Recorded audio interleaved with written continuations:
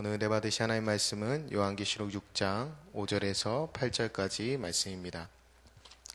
신약성경 요한계시록 6장 5절에서 8절까지 말씀입니다. 우리 함께 하나님을 경외하는 마음으로 한 목소리로 함께 천천히 읽겠습니다. 셋째 인을 떼실 때에 내가 들으니 셋째 생물이 말하되 오라 하기로, 내가 보니 검은 말이 나오는데 그 탄자가 손에 저울을 가졌더라. 내가 내 생물 사이로부터 나는 듯한 음성을 들으니 이르되 한 데나리온의 밀 한 대요 한 데나리온의 보리 석 대로다. 또 감람료와 포도주는 해치지 말라 하더라. 넷째 인을 떼실 때에 내가 넷째 생물의 음성을 들으니 말하되 오라 하기로, 내가 보니 청황색 말이 나오는데 그 탄자의 이름은 사망이니 음부가 그 뒤를 따르더라. 그들이 땅 4분의 1의 권세를 얻어 검과 흉년과 사망과 땅의 짐승들로서 죽이더라. 아멘. 지금 7인의 봉인의 심판을 우리가 읽고 있는데요. 어제 읽었던 첫 번째 인과 두 번째 인은, 첫 번째 흰말 탄 자는 미혹과 적그리스도를 상징한다고 말씀드렸고, 두 번째 붉은 말을 탄 자는 분쟁을 상징한다고 말씀드렸습니다. 오늘은 세 번째 검은 말과 네 번째 청황색 말을 탄 자에 대해서 우리가 살펴볼 텐데요. 오늘 첫 번째로 세 번째 인을 뗐을 때에 등장하는 이 검은 말은요, 그 손에 저울을 가졌다고 합니다. 이 저울로 뭐라고 얘기했냐면, 한 데나리온의 밀 한 대요 한 데나리온의 보리 석 대로다, 이렇게 얘기했는데요. 이 한 데나리온은 그 당시 노동자의 하루치 품삯입니다. 그러니까 우리로 지금으로 따지면 뭐 5만 원에서 뭐 10만 원 정도가 될 수 있겠죠. 그러니까 보리 석 대에 10만 원, 뭐 밀 한 대에 10만 원인 거예요. 그러니까 엄청나게 비싼 거죠. 이 말은 무슨 말이냐면 물가가 폭등했다는 겁니다. 이 곡물에 대해서. 왜 폭등할까요? 곡물 생산이 거의 되지 않았기 때문에 그런 겁니다. 흉년이 들고 기근이 들은 상태를 이야기하는 거예요. 실제로 뭐 아프리카에 지금 이러한 일들이 있는데요. 뭐 그들이 특별히 게을러서 그렇게 못 사는 것이 아니라 그 땅에 비가 내리지 않고 기근이 오면 그 소득이 줄어들 수밖에 없습니다. 그래서 곡물값이 치솟게 되는데, 그러한 일이 지금도 지구 반대편에는 여전히 일어나고 있습니다.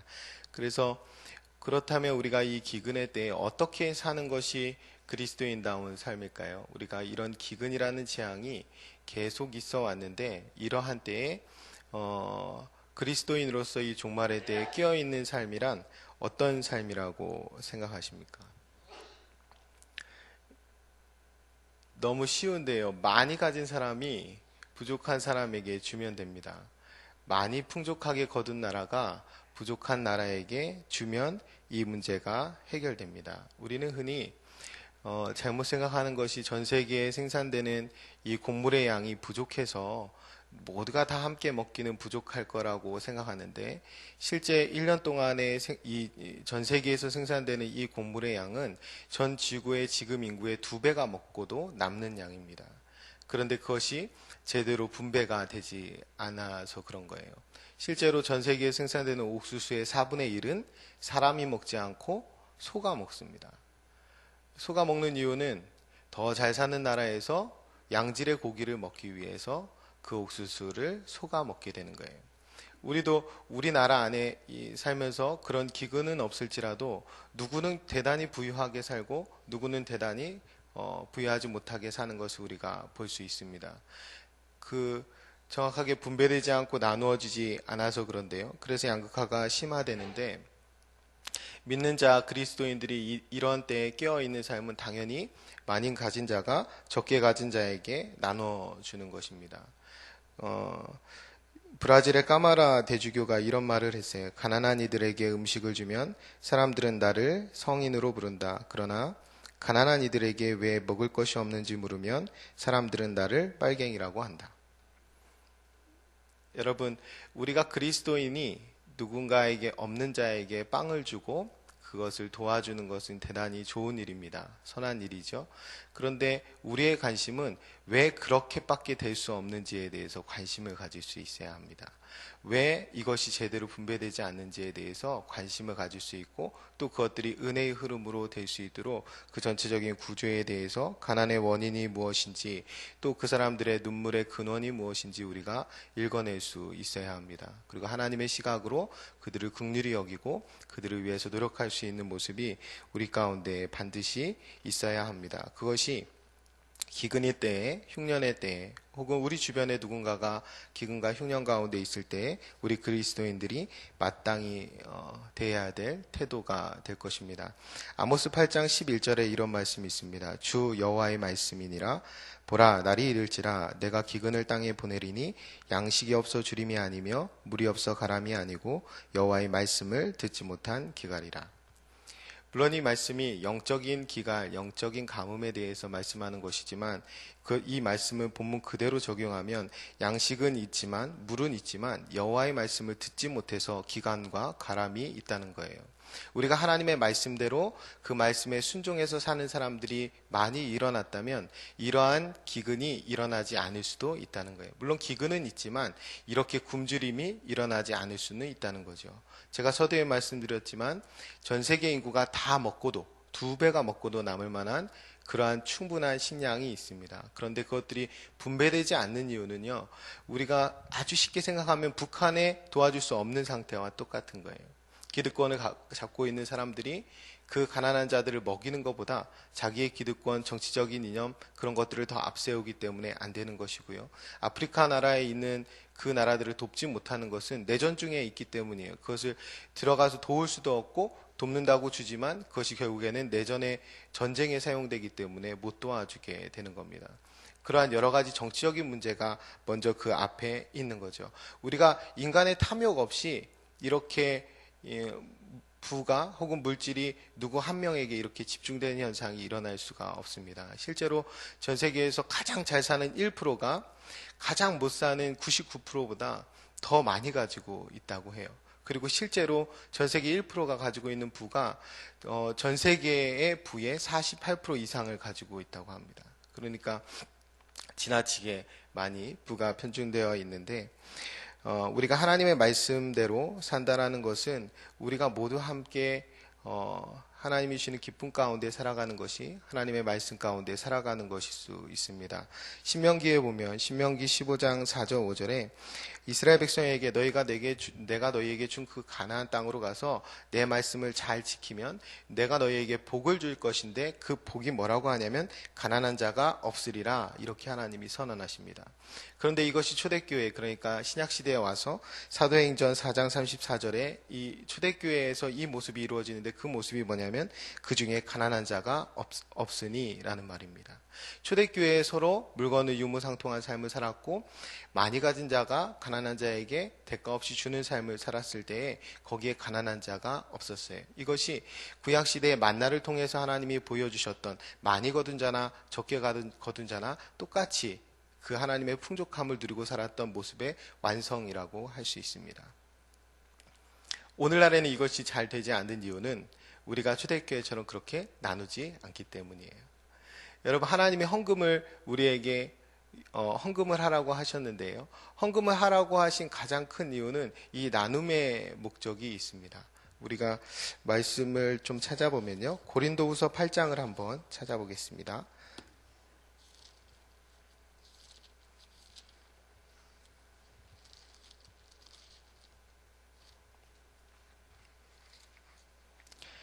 고린도후서 8장 12절부터 15절까지 말씀을 한번 볼 텐데요. 제가 한번 읽어드리겠습니다. 할 마음만 있으면 있는 대로 받으실 것이요 없는 것은 받지 아니하시리라. 이는 다른 사람들은 평안하게 하고 너희는 공고하게 하려는 것이 아니요 균등하게 하려 함이라. 이제 너희의 넉넉한 것으로 그들의 부족한 것을 보충함은 후에 그들의 넉넉한 것으로 너희의 부족한 것을 보충하여 균등하게 하려 함이라. 기록된 것 같이 많이 거둔 자도 남지 아니하였고 적게 거둔 자도 모자라지 아니하였느니라. 아멘. 이 고린도후서 이 말씀은 풍성한 연보에 대한 말씀인데요. 이 연보를 하는 이유, 그러니까 헌금을 하는 이유, 이것의 가장 큰 이유는 복받기 위해서가 아니라 균등입니다. 그래서 뭐라고 말씀하시냐면 마음만 있으면 있는 대로 받으실 것이요 없는 자는 안 받는다고 하셨어요. 그러니까 우리가 빚어서서 헌금하면 안 됩니다. 왜냐하면 헌금의 목적은 없는 자에게 그것이 흘러가도록 하나님이 헌금하라고 하셨고, 그래서 그것이 균등하게 나누어지도록 한 것이지, 없는 자가 빚을 내서까지 복받기 위해서 헌금하라거나 아니면 지나쳐 헌신을 하라고 하나님이 이 헌금을 하라고 하신 것이 아닙니다. 2번이나 하나님이 균등을 위해서 한다고 말씀하셨고, 그렇게 해서 많이 거둔 자나 적게 거둔 자나 남거나 모자람이 없도록 이 만나가 보여주셨던 그 구약의 모습을 이 신약에 그렇게 완성하겠다고 하나님이 말씀하신 거예요. 이것의 가장 큰 근거는 9절에 있는데요. 우리 주 예수 그리스도의 은혜를 너희가 알거니와 부요하신 이로써 너희를 위하여 가난하게 되심은 그의 가난함으로 말미암아 너희를 부요하게 하려 하심이라. 아멘. 우리에게 오신 은혜 주신 예수님이 부유한 분에서 가난한 자리로 내려오셨어요. 그래서 우리가 그 하나님의 부유함을 덧입고 부유한 삶을 살게 되었어요. 그렇기 때문에 우리는 이 땅 가운데 살아갈 때 가난한 자나 고아나 나그네와 그렇게 버림받고 가진 것이 없고 부족한 자들에게, 가난한 자들에게 우리의 부유함을 나눠줄 수 있어야 하는 것입니다. 그것이 이 재앙의 때, 기근의 때, 흉년의 때에 그리스도인들이 살아가야 되는 방식이 되는 거예요. 근데 너무나 안타깝게도 어떤 통계에 보면, 제가 기억으로는 기독교 윤리실천연대 통계였던 것 같은데, 한국교회에서 그럼 이웃을 위해 쓰는 구제의 헌금 비율이 얼마나 되느냐라고 했을 때 1% 내지 2% 된다고 했습니다. 하나님의 진짜 헌금의 목적은 균등을 이루는 이 구제에 대단히 포커스가 맞추어져 있는데, 실제 우리는 그렇게 쓰지 못한다는 거예요. 사람에 쓰지 못하고 건물에 쓰거나 아니면 밖으로 쓰지 못하고 안으로 쓴다는 거예요. 그것은 하나님의 이 헌금에 뜻하신 하나님의 온전한 뜻을 우리가 이루지 못하는 겁니다. 우리가 정말로 여호와의 말씀을 들었다면 그 기갈이 사라져야 돼요. 우리가 여호와의 말씀을 듣고 그 말씀대로 순종하지 않았기 때문에 여전히 양식은 있지만 기갈이 있고 기근이 있는 것입니다. 우리가 이런 기근의 때는 역사상 계속 있었습니다. 그때 우리가 어떠한 삶의 태도로 살아야 되는지, 탐욕 대신 은혜를 앞세우고요, 경쟁 대신 긍휼을 외칠 수 있어야 합니다. 우리 이웃이 가난으로 고통받고 있다면 우리가 모두가 다 절대로 행복한 삶을 살 수 없는 거예요. 그래서 조금 더 가진 사람이 조금 덜 가진 사람에게 나누어주면 됩니다. 그 은혜의 흐름을 만들면 됩니다. 그것을 할 수 있는 사람은 교회밖에 없어요. 그리스도인밖에 없어요. 그래서 교회가 희망이라고 하는 것입니다. 여러분들이 그 교회의 일원으로 하나님이 부름받은 하나님의 사람들로 이 기근의 때에 그런 은혜를 베풀 수 있는 사람의 자리에 있었으면 좋겠습니다. 2번째로요, 청황색 말을 탄 사람인데요. 청황색이라는 단어가 좀 생소한데 우리가 쉽게 생각해서 그냥 시체색이라고 생각하면 됩니다. 병들어서 죽어가는 사람의 낯빛이라고 생각하면 되는데요. 이 청황색 말을 탄 사람의 이름이 사망이라고 했습니다. 그리고 그 음부가 그 뒤를 따른다라고 했어요. 그러니까 사망을 상징하는 겁니다. 이 사망에는 뭐 재난도 있겠고 기근도 있겠고 여러 가지가 포함되는데요. 그 뒤에 그들이 땅 4분의 1의 권세를 얻어 검과 흉년과 사망과 땅의 짐승들로서 죽이더라, 이렇게 되어 있습니다. 중요한 단어는 4분의 1이라는 단어가 중요하고, 그보다 더 중요한 단어는 그들이라는 단어가 중요합니다. 여러분, 첫째 말, 둘째 말, 셋째 말까지는 다 그였어요. 말을 탄 자였습니다. 여기서는 네 번째에는 그들이라고 되어 있어요. 왜 그들일까요? 네 명을 이제 다 합친 겁니다. 이 네 명이 재앙을 내리는데 그것이 땅의 4분의 1의 권세를 가지고 내린다는 거예요. 그러니까 지금 하나님이 심판을 내리는데 그 심판이 4분의 1밖에 되지 않는다는 겁니다. 이 앞에 세 번째 말에서 검은 말이 가졌는데 그때 뭐라고 되어 있냐면 또 감람류와 포도주는 해치지 말라 하더라 라고 6절 후반부에 되어 있습니다. 이 곡물에 이렇게 곡물에 흉년이 들었는데 이 말탄 자에게 하나님이 한계를 정하신 것이 무엇이냐면 감람류와 포도주는 한계로 정하신 거예요. 그러니까 이 말탄자가 그것은 재앙을 내리지 못하도록, 그것은 흉년에 들지 못하도록 한계를 정하신 겁니다. 같은 맥락인데요. 4분의 1의 권세만 지금 맡긴 것, 첫 번째 재앙에서 이 4분의 1의 권세만 맡긴 것과 이 두 가지 감람류와 포도주를 해치지 말라고 한 것은 맥을 같이 하는데요. 재앙을 한꺼번에 하나님이 왕창 내리신 것이 아니라 4분의 1만 내리신 것입니다. 여기에서 우리가 읽어내야 하는 것은 하나님이 잔인한 하나님이 아니라 자비로우신 하나님이라는 사실을 읽어내야 돼요.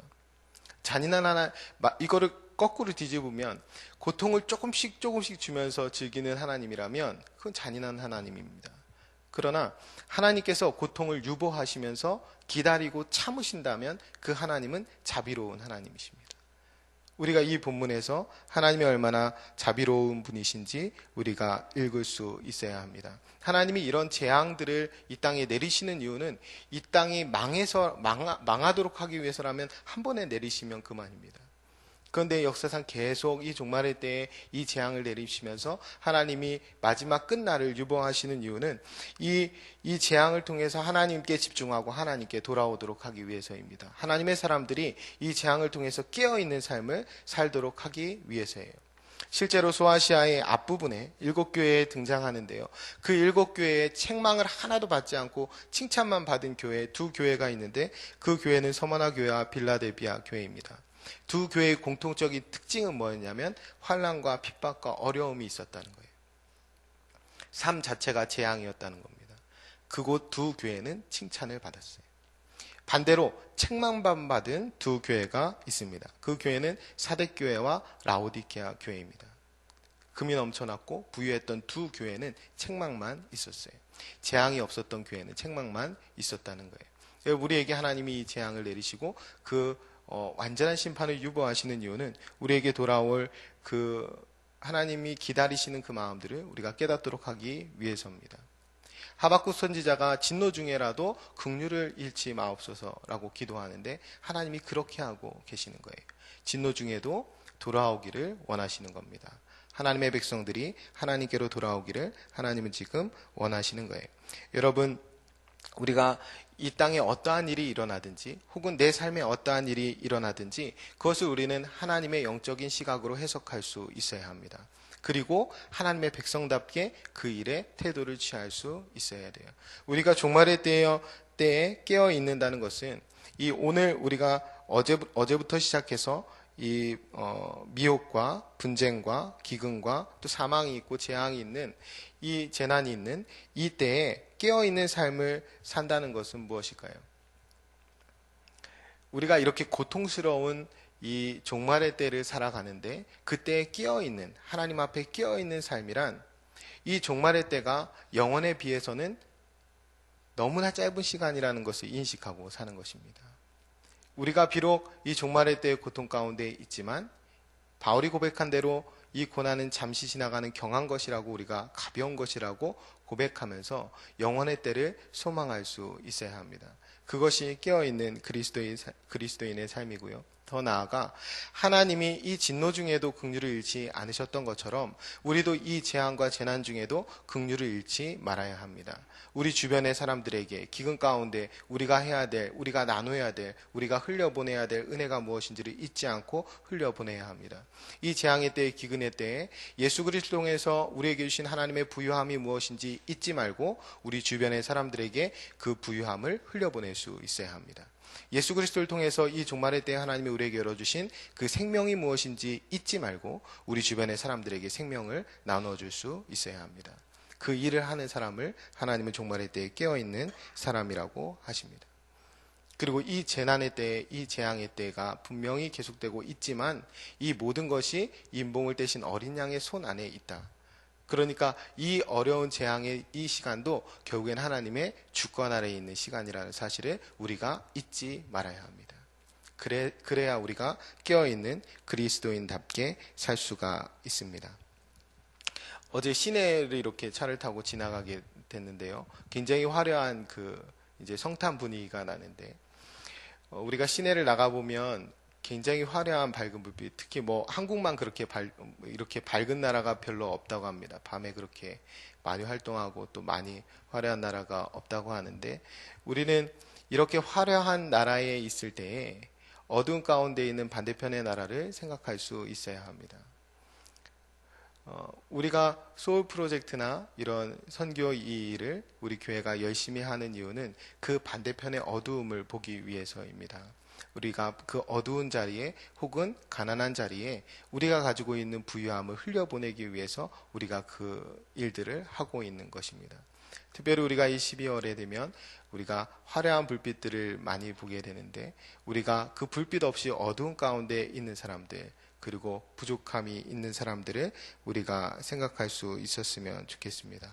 그리고 우리 주변에 혹여라도 재앙 가운데 있는 사람, 재난 가운데 있는 사람, 혹은 가난한 가운데, 굶주림 가운데, 혹은 절망 가운데 있는 사람을 돌아볼 수 있었으면 좋겠습니다. 우리 교회 앞에 나가면 이제 성탄 트리가 있어요. 그 성탄 트리를 볼 때마다 그 트리만큼 밝고 따뜻한 그런 이웃이 되어야 되겠다라고 생각할 수 있었으면 좋겠습니다. 우리가 하나님의 빛을 받은 사람들입니다. 하나님의 따뜻한 사랑을 받은 사람들이에요. 그 사람들이 이 종말의 때에 어떠한 모습으로 살아야 될지 하나님 말씀을 통해서 우리에게 알려주셨습니다. 우리가 하나님 앞에서 그러한 나눔과 섬김이 있는 그러한 삶을 살아가면서 이 종말의 때에 긍휼을 잃지 않는 그리스도인의 삶을 온전히 살 수 있었으면 좋겠습니다. 기도하겠습니다. 참 좋으신 아버지 하나님 감사합니다. 우리에게 예수 그리스도를 보내주시고 예수님을 통하여 한량없는 자비와 은총을 먼저 베풀어 주셔서 헐벗고 굶주리고 가난한 자였으나 하나님의 부유함을 덧입고 살아가게 하시니 감사합니다. 이 종말의 때에 기근이 있고 흉년이 있고 재난이 있고 재앙이 있는 이 때에 우리가 하나님께 받은 이 부유함을 나누며 흘려보내며 은혜를 나누는 삶을 살아갈 수 있도록 주님 인도하여 주옵소서. 하나님이 종말의 때에 끊임없이 사망이 우리 문턱에 들어올 때에 우리 안에 있는 생명이 어떠한 것이며 이 생명의 크기가 얼마나 놀라운 것인지 세상 가운데 자랑하며 그 생명으로 많은 사람들을 이끌어 나올 수 있는 그 은혜의 삶을 살아갈 수 있도록 저희 인도하여 주옵소서. 특별히 12월 주님이 오신 계절에 저희들이 이 땅 가운데 살아갈 때에 주님이 우리에게 그러셨던 것처럼 우리도 우리 이웃에게 따뜻함으로 사랑으로 다가갈 수 있는 그러한 12월이 될 수 있도록 주님 축복하여 주옵소서. 감사합니다. 주님 예수님의 이름으로 기도합니다. 아멘. 오늘은 예배에 대한 공동기도문을 함께 교독하며 기도하겠습니다. 모든 민족과 나라의 십자가의 복음을 전하도록 온 세계에 12개의 선교센터를 세우게 하옵소서.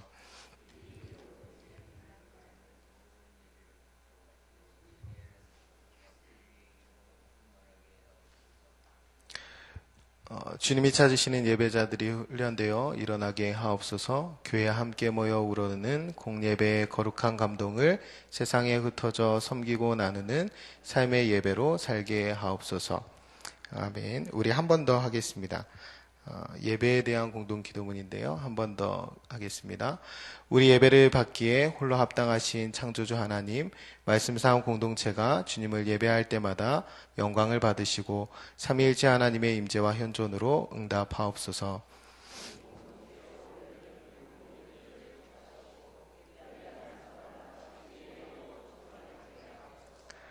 주님이 찾으시는 예배자들이 훈련되어 일어나게 하옵소서. 교회에 함께 모여 우러르는 공예배의 거룩한 감동을 세상에 흩어져 섬기고 나누는 삶의 예배로 살게 하옵소서. 아멘. 함께 주기도문 하겠습니다.